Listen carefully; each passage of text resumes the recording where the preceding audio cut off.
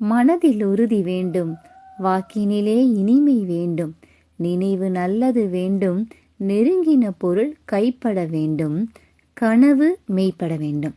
இன்றைக்கு நாம எல்லாருமே நம்மளோட கனவை நோக்கி தான் பயணிச்சுட்டு இருக்கோம். நம்ம கனவை நோக்கி பயணிக்கும்போது யாருமே இல்லைங்கிற சூழல் வரும்போது நமக்குள்ள வரும் பாருங்க ஒரு தன்னம்பிக்கை. அதை அப்படியே கையை பிடிச்சிக்கிட்டு நம்ம நடந்து போயிடணும். இன்னைக்கு அது சம்பந்தமான திரு ஜெயகாந்தன் சார் எழுதின ஒரு வரியை தான் நினைச்சேன். தன்னை விட தன் திறமை மதிக்கப்பட வேண்டும் என நினைப்பது சுயமரியாதை, கர்வம் அல்ல. தன்னை விட தன் திறமை மதிக்கப்பட வேண்டும் என நினைப்பது சுயமரியாதை, கர்வம் அல்ல. நாம சில இடங்கள்ல நம்மளோட சுயமரியாதை, செல்ஃப் எஸ்டீம் படிதான் நம்ம நடப்போம்.